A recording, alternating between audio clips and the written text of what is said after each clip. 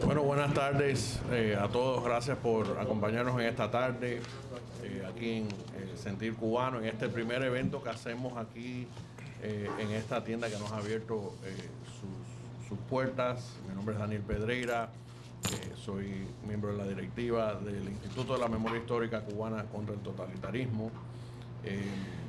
Y antes de presentarles el tema de hoy y los ponentes, de nuevo quiero darle las gracias formalmente a Sentir Cubano por abrirnos sus puertas, en especial a su dueña, Carmen Álvarez, por siempre apoyar la labor de este instituto. Y también quiero darle las gracias a Radio Mundo 1210 AM por la transmisión en vivo que está haciendo en estos momentos de este evento por sus ondas. El evento de hoy, como ya sabrán y por eso están aquí, quiere o busca contestar una pregunta que parece simple pero es mucho más compleja, que es ¿qué es el castrochavismo? Y este es un término que hemos visto durante las últimas décadas en la región, a partir del finales del siglo XX, principios del siglo XXI, y se ha ido desarrollando y esparciendo de diferentes formas. Y sobre ese tema van a hablar hoy nuestros ponentes. Los voy a presentar, o sea, voy a mencionar sus nombres inicialmente y después cuando vayan a hablar vuelvo a repetir su nombre. Pero antes de hacer eso, van a ver que todos vienen de un país distinto, con una experiencia distinta, pero lo que los une a todos es que todos son exiliados a causa del castrochavismo. En el orden que van a presentar, tenemos a Alexis Ortiz, reconocido periodista y político venezolano; Guido Áñez, ex legislador boliviano; Dina Díaz, reconocida también periodista nicaragüense; y Pedro Corzo, ex preso político cubano, periodista y presidente del Instituto de la Memoria Histórica Cubana contra el Totalitarismo. Los dejo primero con Alexis Ortiz para hablarnos sobre la perspectiva venezolana.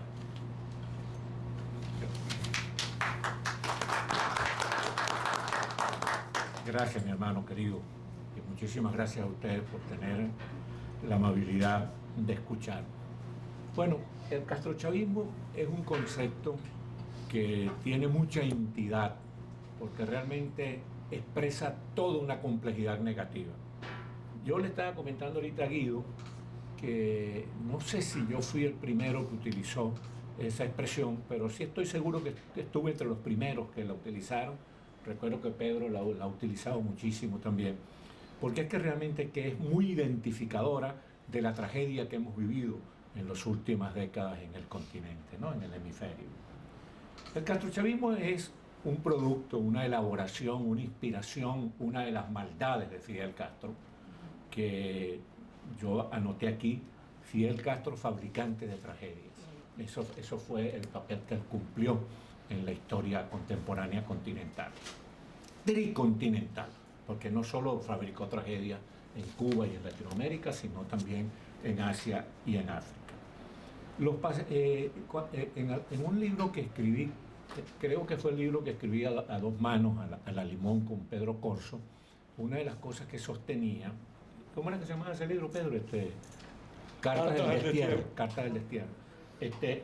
Una de las cosas que afirmé allí es que a todos los que nos ha tocado ser contemporáneos de Fidel Castro, o sea, desde los años 20 en que él nació hasta los 2000 y pico en que murió, a todos los latinoamericanos que nos ha tocado ser contemporáneos de Fidel Castro, nos ha tocado la gran desgracia de ser testigos de las cosas malditas que ocurrieron en nuestros países. Porque Fidel Castro algunas veces a la gente le molesta que uno lo reconozca como un genio, pero era un genio del mal, un genio diabólico, un hombre de una astucia realmente satánica, que logró desde un país pequeño, con una población exigua en comparación con los otros países del continente, sin tantos recursos como los países que él dominó, por ejemplo Venezuela, logró convertirse en una figura mundial, es decir, proyectándose Yo creo que una vez conversando con Pedro, decía, si este caballero hubiera nacido en Alemania, hoy hubiera sido una calamidad para el planeta. Bueno, este hombre comenzó, cuando tomó el poder, bajo el engaño que todos sabemos que tomó el poder finalmente, él comenzó por promover el ascenso al poder por la vía de la lucha armada.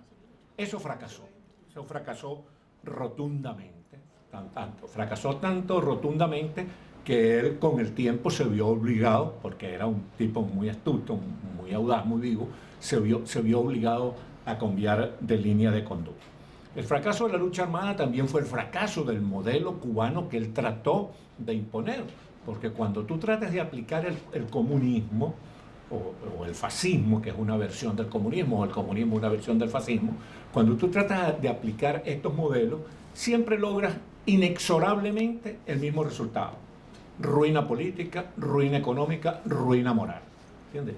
Es lo que llama un importantísimo tratadista cubano el daño antropológico que se le hace a los países. Entonces, cuando precisamente por esa clarividencia que tenía para escrutar el presente y el futuro, este caballero, cuando cayó el comunismo, en 1989, que es la fecha por la caída del muro de Berlín, que se establece como fecha reconocida, pues como hito de la caída del comunismo, este caballero se dio, y después del fracaso de la lucha armada y el fracaso de la Revolución Cubana, que él mismo aceptó, él dio unas declaraciones reconociendo que y esas declaraciones están escritas, no es un invento de uno, reconociendo que la Revolución Cubana había fracasado. Entonces este caballero se dio cuenta que él debía cambiar de línea. Entonces ya no era promover la lucha armada, que fue derrotada, por ejemplo, política y militarmente y económicamente por el presidente Rómulo Betancourt en Venezuela y su gobierno. Ya no era la lucha armada que fue pulverizada en Bolivia cuando el terrorista Ernesto Che Guevara fue ejecutado. Entonces él se dio cuenta que él tenía que cambiar de línea. ¿Y qué hizo? Bueno, inventó algo que se llamaba el socialismo del siglo XXI. El socialismo del siglo XXI era el viejo comunismo, pero con un antifaz, disfrazado de democracia. El socialismo del siglo XXI consistía en intentar llegar al poder por la vía democrática, precisamente para desde la democracia destruir la democracia. Ese modelo terminó fracasando también, porque llegó a las mismas a los mismos resultados ruinosos, a las mismas consecuencias ruinosas que había logrado el viejo comunismo. Y entonces, ¿cuál es la situación en este momento?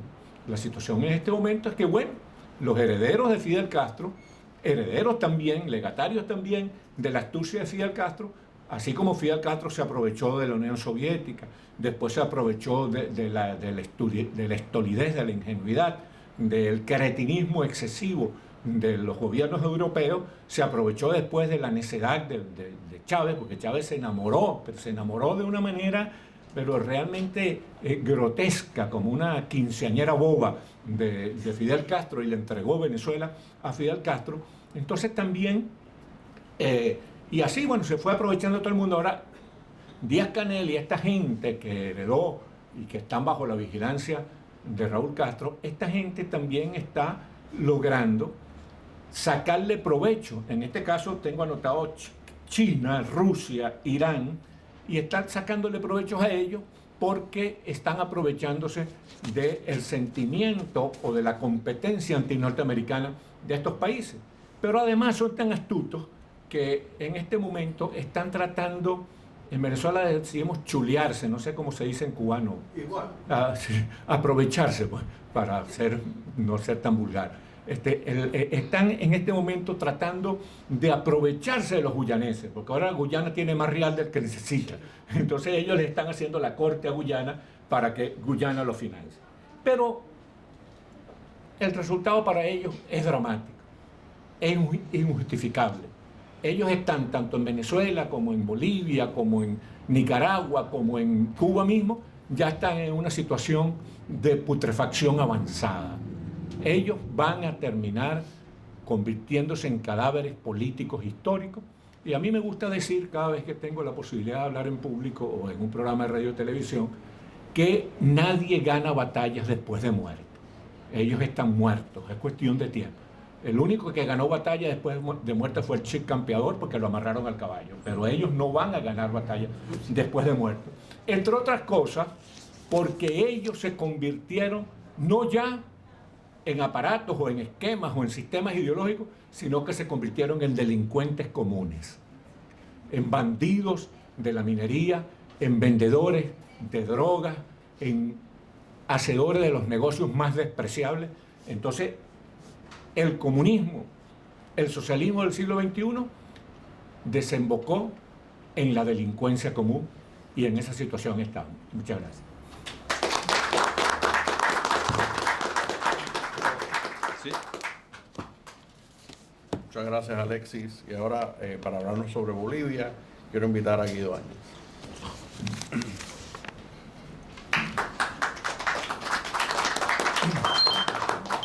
Muchísimas gracias. Gracias, Pedro, Alexis, por la invitación. Contento de poder compartir con ustedes, no solamente en este lindo local, sino encontrar caras amigas y caras que desde el exilio nos hermanamos mucho más. Yo voy a referirme, antes que al castrochavismo, lo que conocimos nosotros como el castrocomunismo en la década del 50 y del 60. ¿Por qué me retrotraigo a eso? Porque Bolivia fue una de las víctimas primeras que tuvo el castrismo en América Latina. Y cuando hablo de víctimas primeras es porque Bolivia tuvo una revolución el año 1952, antes de la Revolución Cubana, con medidas populares que impactaron la economía nacional. Se nacionalizaron las minas, se hizo el voto universal, se hizo la reforma agraria y por lo tanto medidas casi similares a la Revolución Cubana. ¿Cuál fue la diferencia? Cuando vieron desde Cuba en el año 59 que esta revolución iba a desembocar en un capitalismo de Estado y no en un comunismo, empezaron a infiltrar a través de la Central Obrera Boliviana, empezaron a infiltrar a través del Partido Comunista, a través de los partidos trotskistas, e hicieron una tesis que se llamó la famosa tesis de Pulacayo, que era una población minera, y utilizaron como parte de su vanguardia revolucionaria, entre comillas, a los sectores mineros. Al no darle efecto eso, porque el gobierno del MNR duró hasta el año 1964, y ahí empezó el general Barrientos a ser presidente, porque se empezó a recomponer el ejército, y eso hizo de que vuelvan los gobiernos militares, o sea, empiecen los gobiernos militares, primero elegidos y después ya, es decir, como dictaduras militares. Entonces viene el tema del Che Guevara. Y el Che Guevara, que venía del Congo, lo habían sacado de Cuba porque parece que le estorbaba, lo sacaron de Cuba, lo llevaron al Congo y después apareció en Bolivia, ¿no? Con un nombre de la Serpa.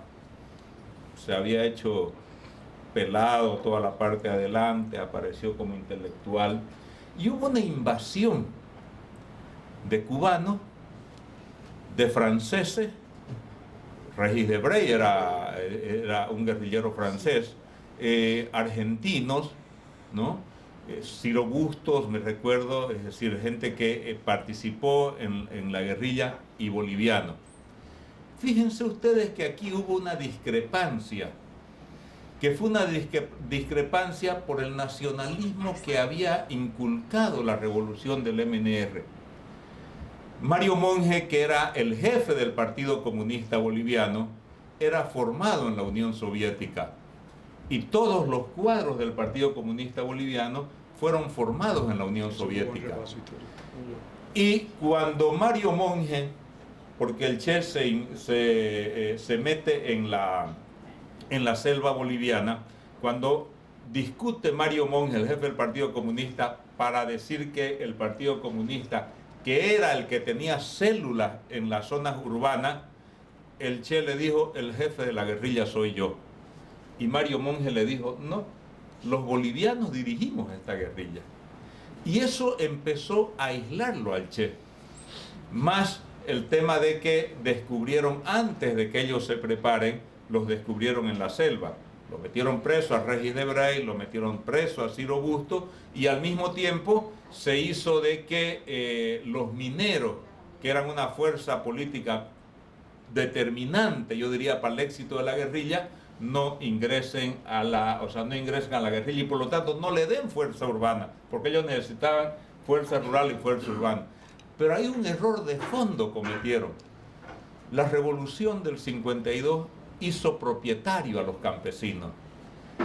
Y eso es lo que tenemos que tener en cuenta. Cuando la persona tiene derecho propietario sobre una cosa, es difícil que ingrese a un proceso de destrucción de su propio país. Es muy difícil.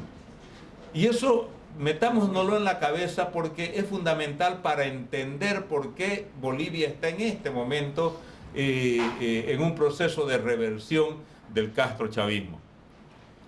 Después vino el proceso democrático, y en el proceso democrático los partidos hicimos un proceso de modernización del país.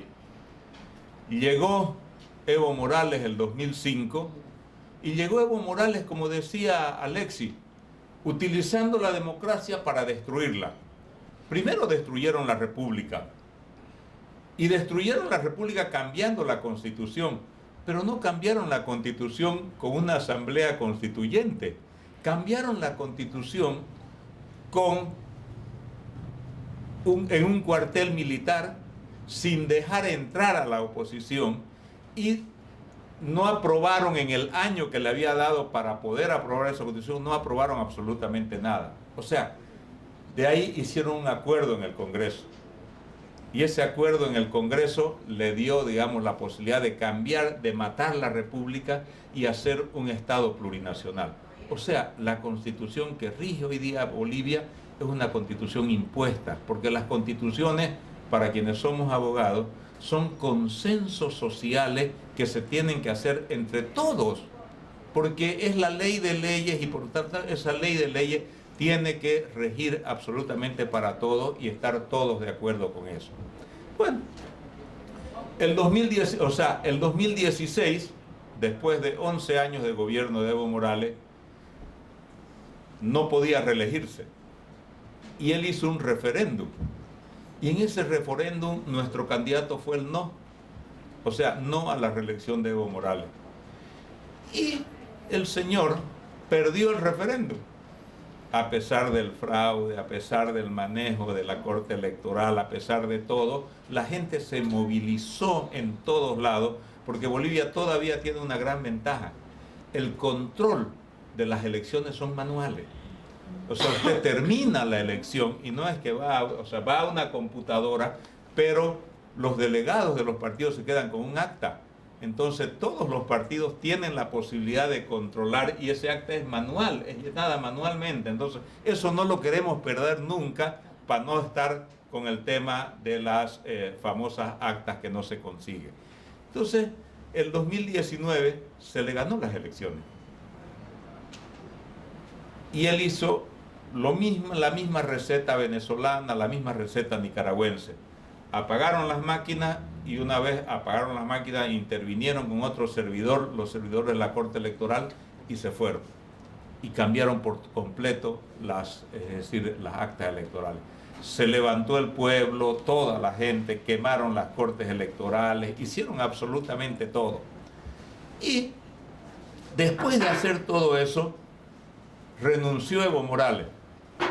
Renunció, pero no renunció para irse, renunció para vaciar el poder. Y eso es lo que la gente a nivel internacional no lo sabe. Hizo renunciar. Bolivia tiene una sucesión constitucional. Hizo renunciar el presidente, renunció el vicepresidente. El tercero en la sucesión constitucional es el presidente de la Cámara de Senadores. El cuarto es el de la Cámara de Diputados. Lo hizo renunciar a todo. Se fue al Chapare, donde él es el jefe de los productores de drogas, el Chapare, para esperar que el vacío de poder, las Fuerzas Armadas lo vuelvan a llamar. No sucedió eso. porque se dio una interpretación: si no está el presidente, está el vicepresidente, y si no está el primer vicepresidente, está el segundo vicepresidente. Y se eligió constitucionalmente a Yanine Áñez. Hoy presa, hoy sigue presa la señora, injustamente. ¿Por qué?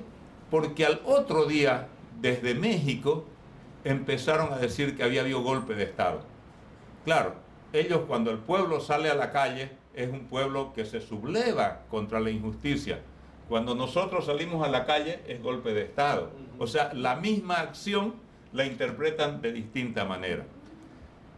Vienen nuevamente las elecciones, el gobierno interino de Yanine Áñez cometió demasiados errores, vino la pandemia, eso la debilitó, y en vez de hacer un gobierno de transición solamente para llamar elecciones, hizo un gobierno mucho más largo.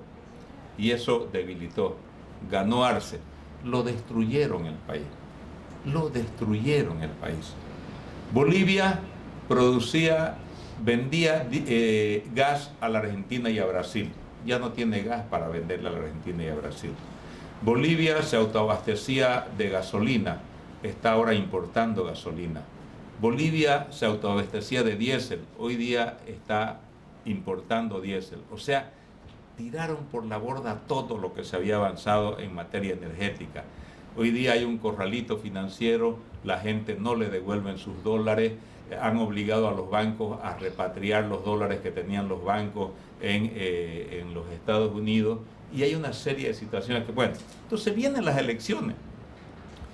Y una cosa determinante, disculpen que me extienda, pero una cosa importante, el 2025 el MAS participó en 3 facciones, porque el odio ha sido determinante en la política boliviana. Evo lo odia a Arce, Arce lo odia a Evo lo odia a Andrónico.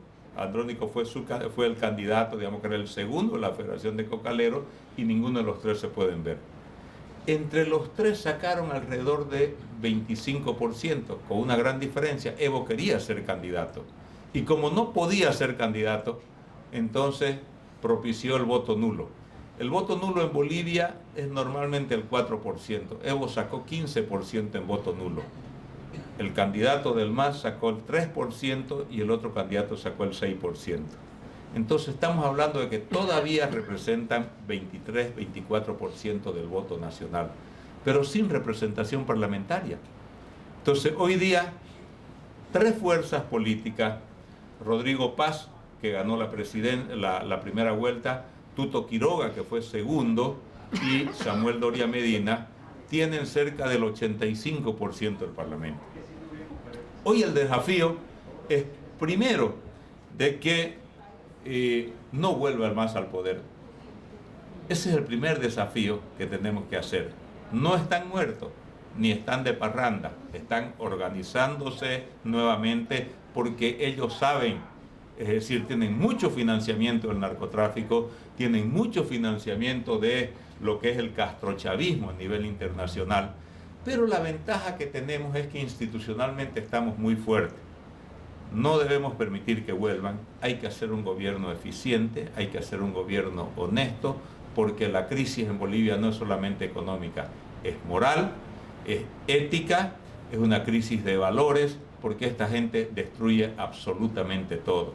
No solamente destruyen vida en el exilio, sino que destruyen absolutamente todo. Todo lo que tocan lo vuelven con pus. Todo lo que tocan lo vuelven, es decir, asqueroso. Entonces, ese es nuestro desafío, y creo que debemos recuperar la República, debemos volver a que la República de Bolivia, digamos, se sienta orgullosa. Y me he extendido un poco porque somos un país ignorado en todo, ¿no? O sea, cuando hablan la comunidad internacional de las dictaduras, hablan de Cuba, con razón, hablan de Venezuela, con razón, hablan de Nicaragua, pero como a nosotros que nos tienen medio en offside, digamos, ¿no? Medio fuera de absolutamente todo. Pero bueno, es decir, Bolivia es un país que en paz ha podido salir de las dictaduras militares, y en paz está pudiendo salir de las dictaduras del castrochavismo.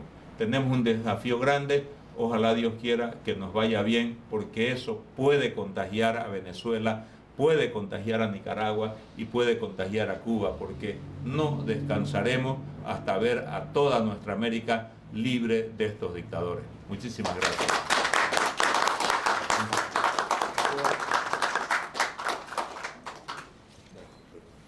Muchas gracias, Guido.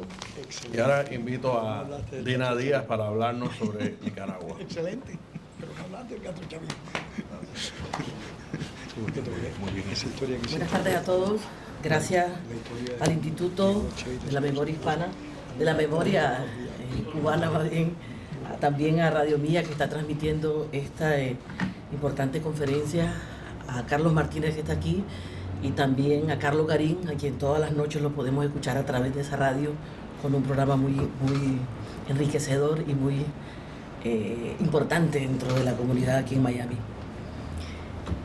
Cuando decimos qué cosa es el castrochavismo, qué significa, tendría que irme como hizo Yanes mucho tiempo atrás, pero a mí me gustaría entrar en lo que hizo el castrochavismo en Nicaragua a partir del año 2000. En Nicaragua, la primera parte donde estuvo el comunismo a través de también el patrocinio y el asesoramiento directo de Castro en Nicaragua en los años 80, cuando Ortega tuvo esos años terribles en Nicaragua, que estuvo en la oscuridad. Pero el castrochavismo durante los últimos 20 años lo que ha significado es un movimiento, decían primero, un movimiento nefasto, pero luego se convirtió en otra cosa. Avanzaron y a través del dinero que prestó Hugo Chávez, que le regaló a la dictadura de Ortega y Murillo, fueron más de 3.654 millones de dólares que dio Hugo Chávez para que Daniel Ortega regresara en el poder en el año 2006. Esto quiere decir que durante los últimos 20 años, Nicaragua, que es un país que prácticamente no produce nada, ni siquiera para el Producto Interno Bruto, ha estado como sanguijuela pegada a lo que ha sido Venezuela. Quiere decir que el castrochavismo ha sido el que ha financiado en más del 95% a que Daniel Ortega sea el dictador que es hoy. Para Nicaragua, el castrochavismo significa tristeza, significa separaciones, significa que gracias a este retorno de Ortega al poder, que hizo similar a lo que pasó en Bolivia, ellos vinieron y como no tenían la fuerza suficiente políticamente de volver al poder, lograron una transformación de las leyes en Nicaragua, porque antes del 2006, que Ortega regresara al poder, el presidente tenía que ser electo con el 50+1, como se hace en cualquier democracia. Sin embargo, gracias a los gobiernos corruptos, como el presidente Bolaños, que sí fue corrupto, y también el presidente Arnoldo Alemán, que también fue corrupto, llegaron a una negociación en donde con el 30% y un poquito más ya podía ser presidente Ortega. Ese Ortega en el año 2006 no tenía ni siquiera el 30% de las personas que podrían volver a votar con él. Pero gracias a la financiación de los millones de dólares a través de la entrega no solamente de dinero, sino que también de petróleo y oro, llega Daniel Ortega a manipular y a sonsacar y a meterse con todos los políticos que en ese momento estaban y los comienzan a, como se dice en el argot nicaragüense, a cañonear. Cañonear significa sobornar, significa darle dinero y tratar de investigarlo, de buscarle alguna cosa pequeña para chantajearlo y a través de esa manera quitarlo o evitar que voten en contra de ellos o que se abstengan a votar, que también es una manera de manipular la democracia en América. El castrochavismo en Nicaragua significa más de años de desgracia, años de luto, y nosotros miramos ahora como una comunidad nicaragüense está en el exilio. Es increíble que nuevamente a partir del año 2018 miles de nicaragüenses nuevamente tienen que salir al poder y todo el mundo se pregunta ¿cómo es posible que Nicaragua, que ya había recuperado su democracia a partir de que doña Violeta llega al poder, vuelve nuevamente a caer en las manos del comunismo? Esto solamente se logra a través de dos factores importantes. Punto número uno, millones de dólares, porque en la política sí hay que tener dinero, y Nicaragua no tiene dinero ni siquiera para autosostenerse, pero a través de la locura de Hugo Chávez, que regresa con ese afán de tener control y sentirse a la par de Fidel Castro, como un redentor, como una persona del siglo XXI, con el comunismo del siglo XXI, el socialismo del siglo XXI, y toda esa locura que traía en la cabeza, se centra en Nicaragua y hacen este ejercicio social que retorna a Ortega al poder. Eso significa para Nicaragua el castrochavismo, significa dinero sucio, dinero corrupto, significa saquear a Venezuela, porque gracias a todo ese dinero que financió a Nicaragua, ahora Venezuela está como está. Y todavía Nicaragua sigue recibiendo oro de Venezuela. Recientemente se veían aviones que llegaban a Venezuela y decían: Maduro se va a ir a Nicaragua, Maduro va a huir a Nicaragua, y no es verdad. Maduro jamás iría a Nicaragua, porque Nicaragua no le representa la garantía que en el caso de que él tenga que salir al país, en Nicaragua no, porque Nicaragua tiene frontera y cualquier persona iría tras la recompensa de Maduro, que es muy jugosa. Lo que estaban haciendo era que de Venezuela sale oro, mucho oro y mucho dinero para justificar la acción, y mucha cocaína también, mucha droga, y va directamente porque Nicaragua es parte del cartel de los soles. Por eso yo creo que para los nicaragüenses, el hecho de que durante este año el presidente Donald Trump haya dicho y esté haciendo las maniobras en contra de lo que significa Venezuela, el peligro y el riesgo, también lo es Nicaragua. Para Nicaragua el castrochavismo significa que Nicaragua es parte de esa organización criminal, y que nosotros como nicaragüenses miramos con mucha ilusión esa decisión de que el gobierno de Donald Trump haya decidido estar más presente que nunca en las aguas internacionales, tratando de ver de qué manera se soluciona el problema, porque ya el castrochavismo se descubrió que no es solamente este movimiento, estas personas que quieren tener el comunismo, sino que son delincuentes transnacionales que utilizan la droga y que están robando y afectando a miles de personas en el hemisferio. Y por eso la importancia de foros como este, por eso mi agradecimiento a los organizadores y a ustedes que están presentes, porque solamente unidos y denunciando podemos visibilizar y dar más importancia a este tema. El problema de Cuba, el problema de Venezuela, el problema de Nicaragua, el problema de Bolivia es un problema que nos atañe a todos. Y lo podemos ver en estas elecciones del año 2005 que está ocurriendo en Honduras.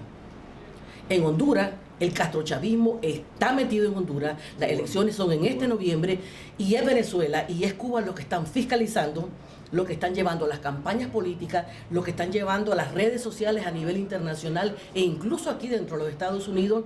Los hermanos hondureños tienen el posible error de perder el voto en el exterior, porque Venezuela vota, Honduras vota aquí en los Estados Unidos. Sin embargo, hay una campaña para que no voten los hermanos hondureños y entonces ellos quedarse con el poder. Honduras no quiere ser parte de este terrorismo castrochavista, sin embargo, están ahorita metidos, y si se consolidan por 4 años más es muy peligroso. Creo que foros como estos nos ayudan como plataformas para la visualización y recordar de que el problema de Cuba, el problema de Venezuela, el problema de Nicaragua, el problema de todos nosotros que estamos en este gran país, y es importante que le digamos a nuestros senadores, a nuestros congresistas, a nuestras figuras electas dentro de la política estadounidense, que no se olviden que nosotros somos los vecinos de al lado y que necesitamos un cambio porque nuestros pueblos ya no aguantan más. Es imposible pensar que tantos millones de hermanos venezolanos se encuentran aquí en los Estados Unidos y están aquí porque sus vidas corren peligro. No es porque se vinieron a hacer una decisión de venir a decir voy a invertir a los Estados Unidos. Yo decidí mudarme a vivir allá porque quiero, porque me da la gana, porque quiero aumentar mi calidad de vida, o porque quiero que mis hijos sean ciudadanos americanos. No, no es verdad. Ni los venezolanos, ni los cubanos, ni los nicaragüenses hemos decidido emigrar a este país, la mayoría, porque queremos vivir en este país. Hemos venido porque nuestras vidas corren peligro, porque sabemos que en nuestros países no vamos a ningún lado. Sin embargo, creo que durante este año 2025 pueden pasar cosas buenas, y entre ellas están las decisiones que se está tomando en el gobierno de los Estados Unidos para ayudar a nuestros pueblos, para quitarnos de encima este castrochavismo. Así es que para cada uno de nosotros creo que la influencia del castrochavismo significa una cosa: pérdida de nuestros valores, pérdida de nuestro país y pobreza, porque es lo único que lleva el sistema comunista en las Américas. Gracias a todos y buenas tardes.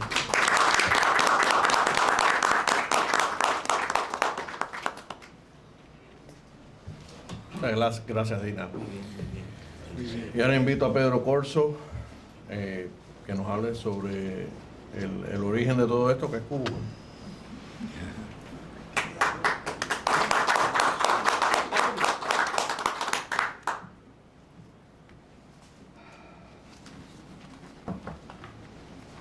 Muy buenas tardes. Gracias a Sentir Cubano por esta oportunidad.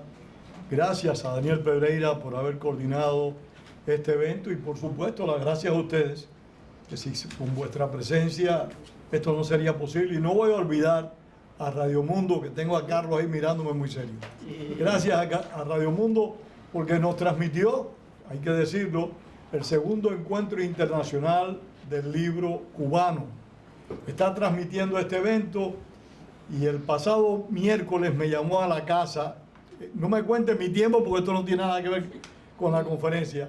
El pasado miércoles me llamó a la casa y me dijo: Pedro, cada vez que tengan un acontecimiento, tengan un acto, por favor, nos avisas, que nosotros vamos a hacer promos y los vamos a cubrir. Así que pido un aplauso para Radio Mundo.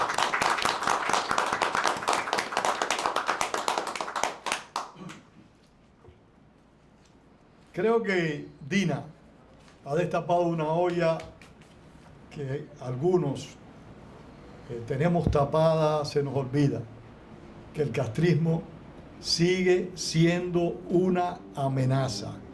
El castrismo es una realidad. No importa que Fidel Castro esté bañándose en azufre en el infierno. No importa que Raúl Castro, ojalá se acabe de morir, esté en estado agónico, como algunos dicen. No importa. El castrismo está ahí y sigue haciendo daño. Honduras, como nos acaba de decir ella, es el mejor ejemplo de lo que puede seguir pasando en nuestro hemisferio. Voy a leer, y yo soy un mal lector, así que me disculpan. Considero que para tener una aproximación a lo que denominamos castrochavismo, es necesario tratar de pensar ambos conceptos por separado. O sea, cuestionarnos qué entendemos como castrismo en primer lugar, después qué concebimos como chavismo, para por último abordar esa mezcla incomprensible que al final de cuentas denominamos castrochavismo. Llevo muchos años padeciendo y tratando de entender lo que es el castrismo. Y he llegado a la conclusión, muchos de ustedes no van a estar de acuerdo conmigo, de que esta corriente de actuación no responde a ninguna ideología, y sí a todas, así como cualquier gestión que pueda conducir a la victoria. En mi opinión, y lo digo públicamente, algunos se disgustarán, Castro no era comunista, Castro era un canalla integral. Era un canalla integral, tan malo como los comunistas, tan malo como los nazis, pero él tuvo la habilidad de compendiarlo todo. La propuesta castrista no se sustenta en valores ni en principios, sino en el éxito, que significa la toma y conservación del poder. Hace muchos años, un político cubano ya fallecido dijo públicamente, algunos de ustedes se acordarán, que Fidel Castro era un fracaso. Y tuvimos la oportunidad, antes de que él muriera, de almorzar. Le dije: doctor, usted se equivocó, Fidel Castro no es un fracaso. Fidel Castro fue un éxito rotundo. A él no le importaba que Cuba progresara, a él lo que le importaba estar en el poder hasta el día de su muerte. Y lo está logrando. Y es la perspectiva que a veces nosotros tendemos a confundir. Fidel Castro, su creador, o sea, de este movimiento fundamentalista, solo anhelaba el poder y lo concebía en su forma más expansionista y autoritaria. siendo esta una de sus mayores aproximaciones al marxismo. Mientras, paradójicamente, exacerbaba el sentir nacionalista, intentando destruir la memoria histórica de la nación cubana, incluyendo la destrucción moral de la mayoría de los patricios en un acercamiento al nacionalsocialismo. Fidel Castro destruyó todos los patricios de la nación cubana. Solo dejó libre de pecado de haber sido capitalista a José Martí. Todo lo demás lo destruyó. Algunos de ustedes recordarán que Fidel Castro, en los primeros años de la revolución, intentó cambiar el himno nacional, intentó cambiar la bandera nacional. Fueron intentos que no cuajaron, pero sí estuvo en el proyecto del castrismo, porque lo que Castro nunca fue cubano. Actuó como un sujeto adicto al control absoluto de lo que le rodeaba y vislumbraba, razón por la cual me parece prudente catalogarlo como un fundamentalista del poder, situación que se evidencia con su actitud en los 2 primeros años de la victoria revolucionaria, en la que se debatió, y esto es para mí muy interesante, entre los fieles del movimiento 26 de julio, que rechazaba el comunismo pero aceptaban su liderazgo. Eso era muy paradójico. Hombres notables, de criterios sólidos, que seguían ciegamente a Fidel Castro. Y estoy hablando de hombres que después lideraron la oposición, pero en Cuba los primeros movimientos insurreccionales contra Castro, uno de ellos se llamó Movimiento 26 de Julio Verde Olivo. O sea, todo circulaba alrededor de la figura de Fidel Castro. Los miembros del Partido Socialista Popular, que dependían físicamente y moralmente de la Unión Soviética, y una tercera facción que reunía individuos de ambos frentes que eran incondicionales a sus propuestas por encima de cualquier militancia ideológica, que fue la que triunfó. La que triunfó fue la que Fidel Castro patrocinó y coordinó, y él logró sumergir bajo su mandato a todas las fuerzas políticas de la nación. Fidel Castro fue por igual marxista y nazifascista, así como prácticamente cualquier fórmula que condujera a la victoria. En su entendimiento, logró asociar las dos ideologías y las técnicas convenientes para alcanzar sus objetivos de toma y conservación del poder. Raúl, su hermano, fue solo un apéndice que complementaba sus ambiciones. En su condición de fundamentalista del poder, Castro elaboró fórmulas para conquistarlo y la forma de conservarlo. Ambas cosas las logró, como todos desgraciadamente conocemos. Recordemos que ocupó el poder por 49 años y que solo por problemas de salud lo abandonó. José Antonio Albertini, ahí presente, mi mentor, aunque es más joven que yo, es mucho más sabio. José Antonio Albertini ha dicho con muchísima frecuencia que si Raúl Castro hubiera sido el que ocupara el liderazgo o hubiera ocupado el principal liderazgo en Cuba, el castrismo no hubiera durado mucho tiempo o tanto tiempo, porque Raúl Castro tiene otras condiciones, otras características. Es tan criminal, por supuesto, tan abusador como Fidel Castro, pero tenía menos vocación de continuar, de mantener el poder absoluto bajo su control. El sistema que impuso en Cuba Castro cumplirá 67 años de mandato, lo que significa que fue una estrategia efectiva, aunque el resultado objetivo de ese gobierno haya sido la pérdida total de los derechos ciudadanos por parte de los cubanos y la destrucción de la economía nacional. Fidel Castro fue con la complicidad directa de los denominados moncadistas. Algunos de nosotros calificamos moncadistas ese grupo duro que se mantuvo afín a Fidel Castro durante los periodos más convulsos de la revolución. La inmensa mayoría de esos moncadistas nunca abandonaron a Fidel Castro. Hay excepciones como Mario Cháñez de Armas y otros más, pero la inmensa mayoría de estos hombres siguieron fiel a Fidel Castro, aunque disintieran de Fidel Castro. Hay anécdotas muy interesantes. A mí me contó Orlando Bosch que en una ocasión fue a ver a Faustino Pérez, que era ministro de bienes malversados, esos inventos del castrochavismo o del castrismo en aquel momento, y para invitarlo a conspirar contra Fidel Castro. Y este individuo, Faustino Pérez, otro canalla, aunque algunos aquí tienden a reivindicarlo, Faustino Pérez le dijo, no te voy a delatar, no te voy a echar para adelante, pero si vuelves a hacer esto, se lo digo a Fidel. Y eso mismo ocurrió con Luis Posada Carriles. Cuando Miró Cardona asumió el liderazgo del Consejo Revolucionario del Exilio, mandaron clandestinamente a Luis Posada Carriles a Cuba. Luis entró y fue a ver a Borbonet. Borbonet era un general del castrismo que en aquel momento todavía no era general, estoy hablando en los días previos a Bahía de Cochinos, pero Borbonet era un hombre que había trabajado directamente con el coronel Ramón Barquín, había participado en la conspiración de los puros y había estado preso en Isla de Pinos junto con los miembros del 26 de julio, y algunos dicen que era un infiltrado comunista, fidelista en las Fuerzas Armadas, dicen algunos. El asunto es que Borbonet, parece que era un libreto leído, le dijo lo mismo. Yo no estoy de acuerdo con lo que está pasando aquí, pero no te voy a echar para adelante, pero si vuelves a hacer esto, te voy a denunciar. O sea, ahí vemos la fidelidad de estos hombres a Fidel Castro más que a una ideología. Fidel Castro fue capaz, con la complicidad directa de los denominados moncadistas y de un amplio sector de la población, de instrumentar una parafernalia sumamente compleja, anclada en su versión de que el pueblo siempre había sido traicionado por las clases políticas y los sectores más poderosos económicamente de la sociedad. Esto es algo que se ha ido repitiendo en América Latina, que se ha repetido en Venezuela, como Alexis recordará, como Guido Áñez recordará en Bolivia, y por supuesto, se me ha olvidado tu nombre. Dina. Dina en Nicaragua.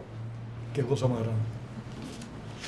En primer lugar, Castro forjó un mito sobre una epopeya épica que nunca existió, en la dimensión que la fabuló, conquistando así amplios sectores de la población mientras hacía énfasis en la demonización de la República, recurriendo a una especie de refundación nacional en la que él y el proceso que había personalizado estaban comprometidos a construir una nueva narrativa en la que el proceso insurreccional y la revolución triunfante construirían el futuro. El chavismo.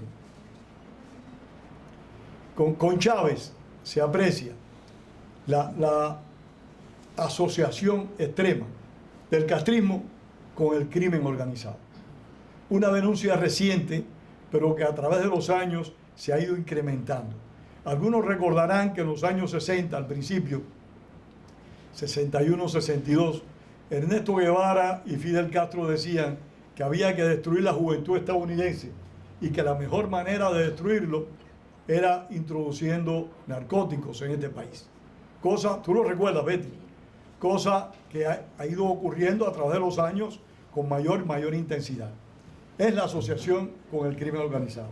Chávez, que era otro farsante, igual que Fidel Castro, pero sin el talento y las habilidades de Fidel Castro, Chávez es quien logra vincular de una manera efectiva la gestión económica con la riqueza venezolana, con el crimen organizado, e está promoviendo entonces lo que hoy conocemos nosotros como el castrochavismo.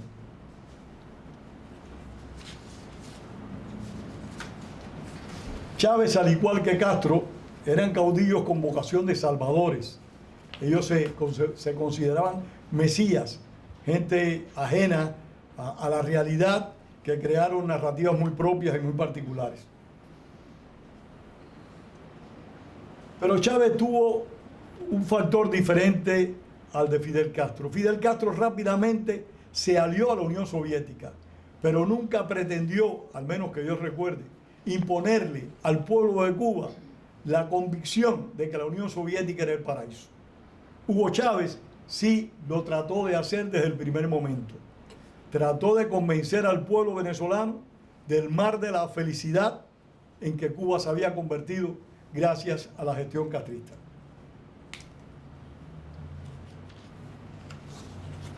Por eso crean el llamado socialismo del siglo XXI, como bien describió Alexis, crean el llamado socialismo del siglo XXI, que es una fórmula para ir avanzando al socialismo real, que desgraciadamente está vigente en Cuba desde hace más de 60 años.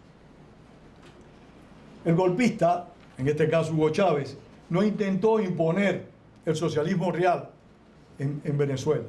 Trató de implementarlo, de desarrollarlo, y uno de los factores claves para ese desarrollo fue incentivar y motivar que el narcotráfico pasara de Colombia para Venezuela.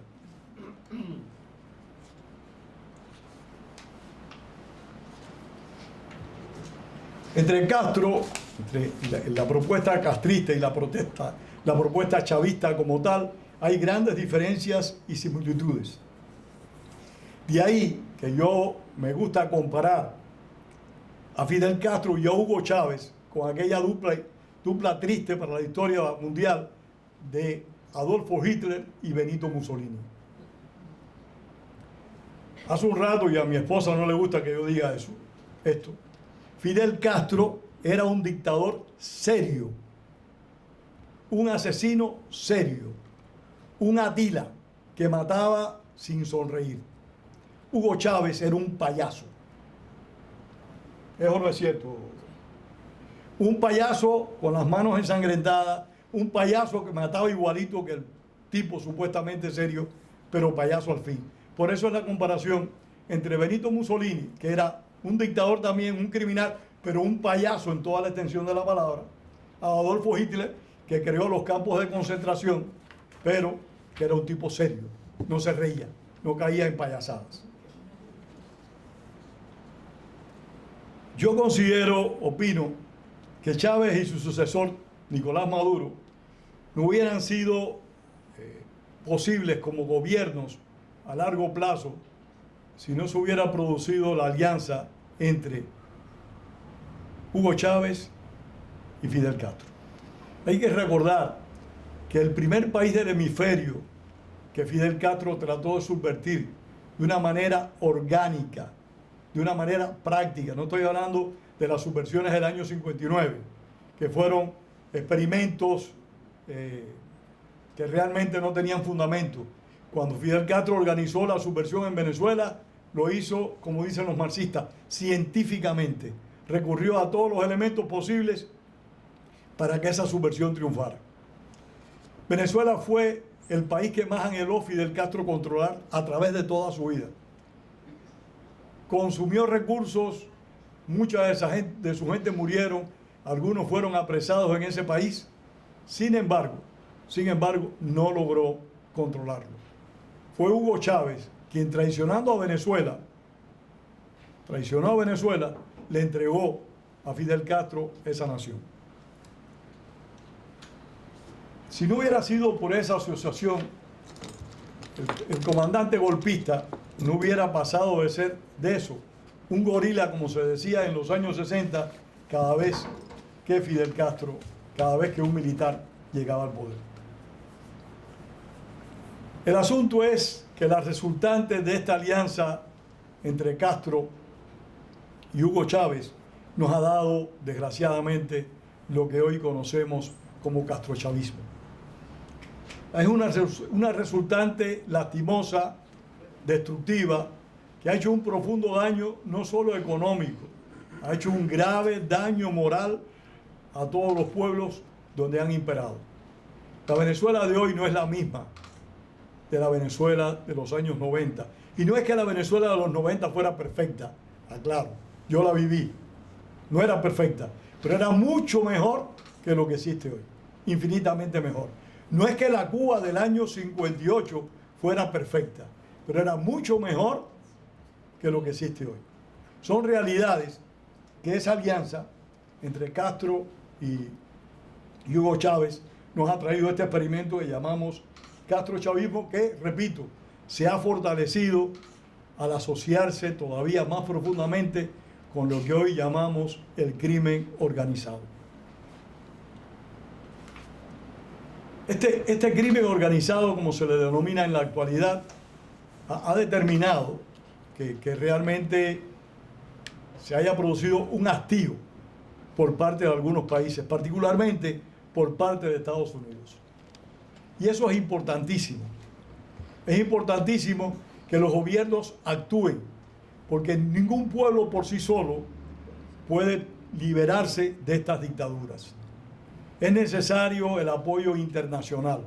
En el caso cubano, los cubanos hemos sido, y Guido se quejaba, los cubanos hemos sido los que menos apoyo hemos tenido a través de la historia. Y no solo en este proceso, en la propia guerra de independencia de Cuba, apenas tuvimos apoyo de los países que se habían liberado del control colonial. Yo puedo hablar de Venezuela, me recibió a mí como un país generoso, grande, pero los gobiernos de Venezuela no condenaban a Fidel Castro. El señor Anastasio Somoza, un aliado que a mí particularmente no me honra, fue un aliado de la causa democrática cubana, no por odiar a los comunistas, sino porque el gobierno de Estados Unidos le dijo, haz tal cosa. Esa es mi percepción. O sea, son realidades lamentables, realidades muy penosas. Los gobiernos de Bolivia nunca tuvieron una actitud crítica de rechazo al gobierno cubano, a pesar de que Ernesto Guevara operó en Bolivia durante mucho tiempo y murió en Bolivia, por suerte. O sea, los cubanos, y aquí me sangro por la herida, como decimos en mi tierra, los cubanos hemos desgraciadamente sido abandonados. El único país que ha ayudado a los cubanos en términos generales ha sido Estados Unidos. El único. Nos ha ayudado más en el plano humano que en el plano político. Al menos yo lo percibo así. Pero ha sido el único. España, el adorado Felipe González, de mi amigo Alexis Ortiz. Felipe González fue un cómplice del castrismo, como lo es hoy en día. ¿Cómo se llama? Pedro Sánchez. Pedro Sánchez. No, Pedro Sánchez. Zapatero. Felipe González iba a divertirse a La Habana, cosa que yo hubiera hecho, pero no con un dictador. Hay algunos amigos míos que no les gusta que uno aborde estos temas, pero yo soy un martiano medular. Hay que decir la verdad, porque la única manera de llegar a soluciones a largo plazo es mirándonos a la cara y diciéndonos las verdades que nos tenemos reservadas. La complicidad de la Unión Europea con Cuba es penosa y es lamentable, y ha impulsado durante mucho tiempo que el crimen organizado se haya entronizado en la gestión política latinoamericana, porque el gobierno cubano, el gobierno de los Castro, es el verdadero cáncer de la subversión y de la desestabilización. Termino con una anécdota.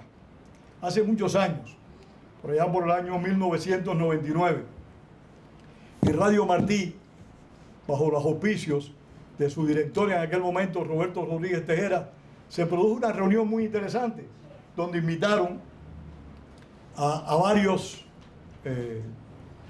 militares, entre ellos llegaron militares venezolanos, militares españoles, uno que había sido coronel en la OTAN, y funcionarios del gobierno de Bill Clinton. Entre ellos uno que cayó después preso por trabajar con el gobierno cubano, por estar vinculado con el gobierno cubano. Y yo recuerdo cuando terminó la conferencia, no voy a decir el nombre, para que no me mires con esa cara. No, yo no sé tampoco. Tiempo después, en esa reunión, cuando yo me paro, pido la palabra y le digo que Fidel Castro seguía siendo un peligro, que no, estoy hablando del año 98-99, que el castrismo era un peligro, y recuerdo que salió el coronel español y casi me come, diciéndome que Castro ya había pasado a la historia. Castro y Chávez llegando al poder, que Castro había pasado a la historia. Y el funcionario estadounidense que cayó preso me dijo, tú estás muy equivocado, ustedes siempre, cubano este funcionario, y yo sé de paso, ustedes siempre están viendo fantasmas donde no los hay. Por supuesto, Ana Belén Montes estaba convenciendo a todos estos funcionarios estadounidenses de que Cuba no se metía con nadie y que era una isla benefactora, de gente buena. Termino dando un anuncio sin consultarlo con los directores del instituto. En base a lo que acaba de decir Guido de cómo fue la subversión en América Latina, estoy proponiendo que organicemos una conferencia que se llame La subversión castrista en América Latina. ¿Qué ustedes creen? ¿Les parece bien? Aprobado. Bien. Entonces, ¿estamos todos comprometidos con eso? Sí, señor. Te pido, con el permiso, te pido por favor que por lo menos un mes antes nos dejes saber para empezar a promocionar. Ya, va a ser... Tenga una asistencia mucho mayor que eso. El coordinador de todas estas actividades es Daniel, así que Daniel nos avisará. El local que sea más cerca. ¿Cómo? Ya pues diga muchas gracias para que le aplaudamos. ¿Cómo? Diga muchas gracias para que le ¿verdad aplaudamos, que me sí? tiene así. Y perdonen que me haya digregado, porque es que a mí me encanta el micrófono. Gracias. No dejó así, ¿no?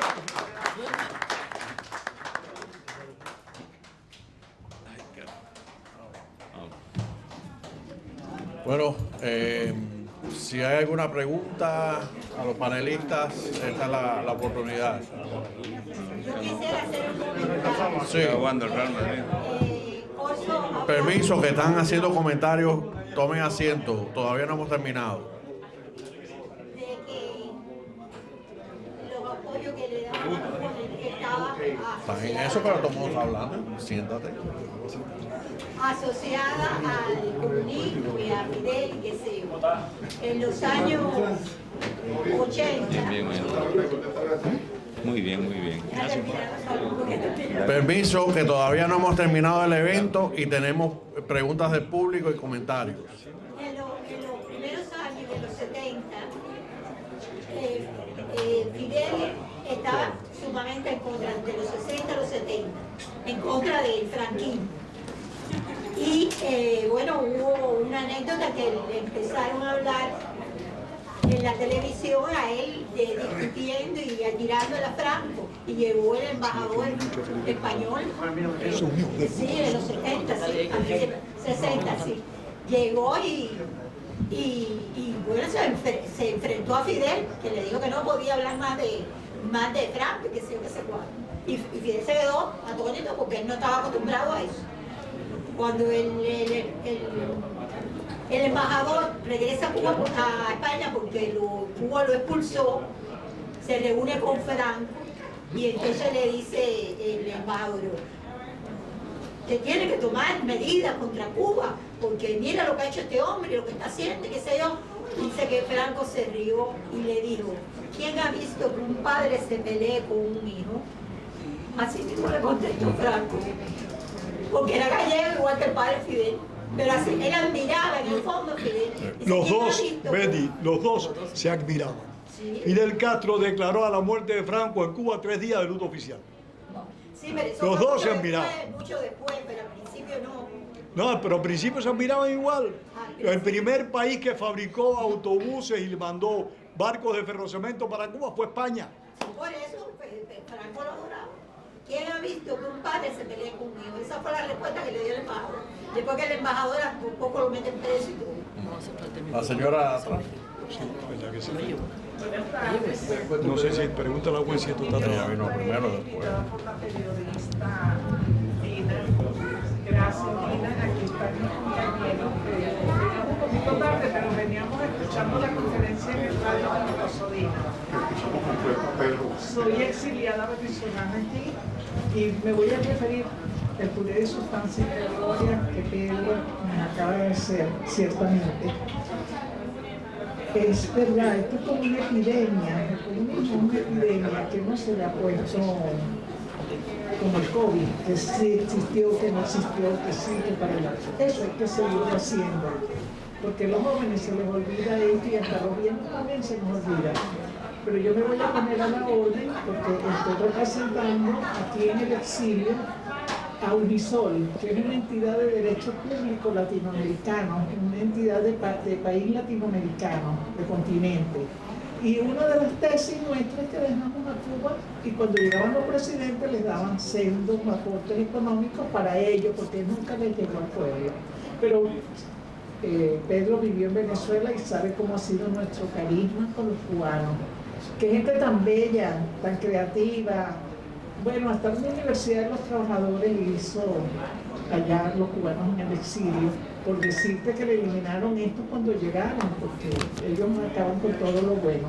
Entonces, esa entidad de derecho público latinoamericano, una de sus tesis, es que no nos unimos como latinoamericanos para respaldar a Cuba, que tiene el holocausto más grande, más que los judíos, porque 66 años. Yo te pido que concluyas para que otras personas puedan hablar también. Ah, bueno. Perdona, Como Daniel. no me habían visto, me estoy aprovechando del tiempo. No. Gracias, Para que otras personas, gracias a ti. Quiero decirle que voy a colaborar con ese congreso o seminario, porque una de nuestras tesis es que esa entidad de derecho público está esperándolo a ustedes para ir todos unidos como latinoamericanos, porque lo que le está pasando a Cuba le está pasando a Venezuela, Nicaragua y otros países. Ya estamos arropados, y a Estados Unidos también, ya tenemos en el Congreso Comunista.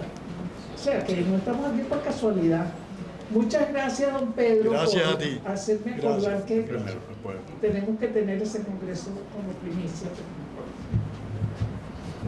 Primero, para decirle a la señora que muchas gracias por lo que dijo. En principio tiene toda la razón de lo que dijo, pero para recordarle que fue el embajador Pablo de los Indios, que no fue en el año 70. Fue en el 59.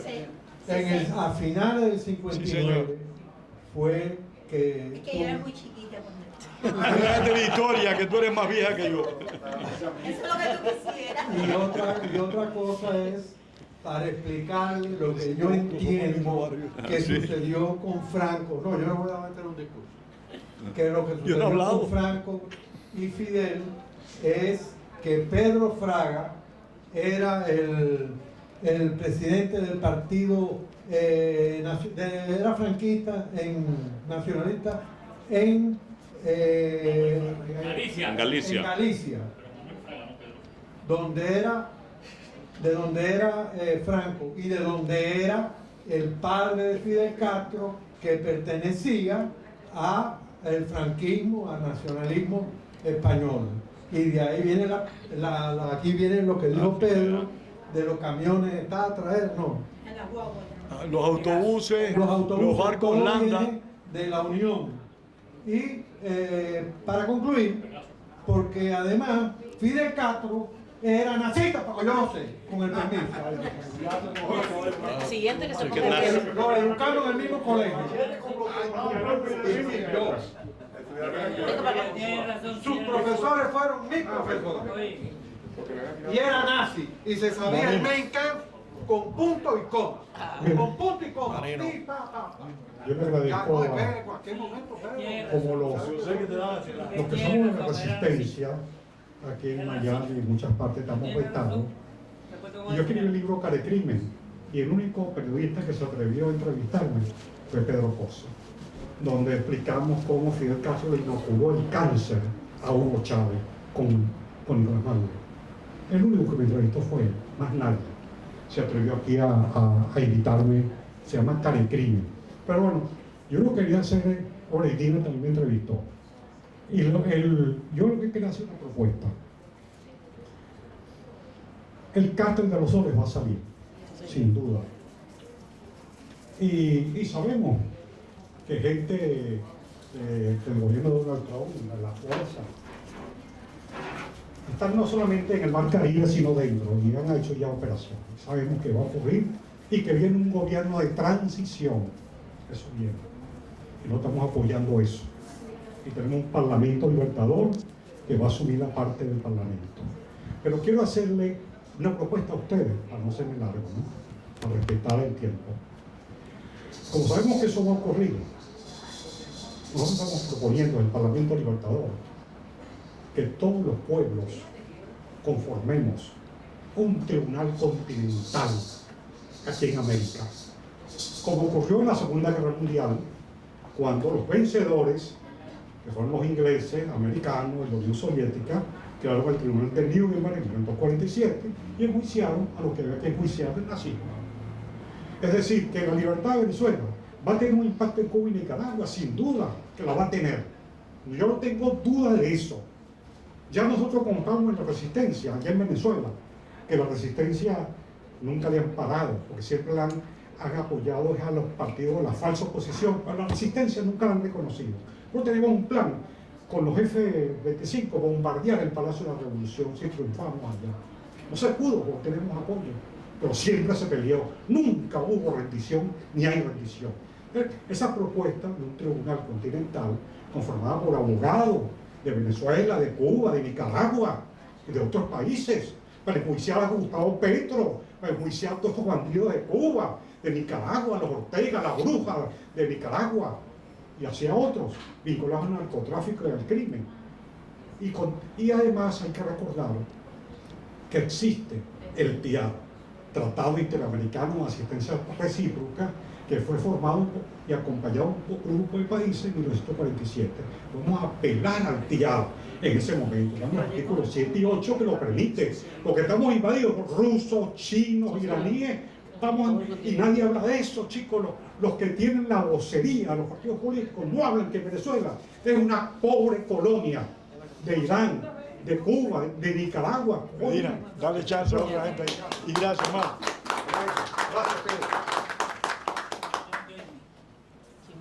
Bueno, muchas gracias por acompañarnos. Colón quería decir algo, ¿no?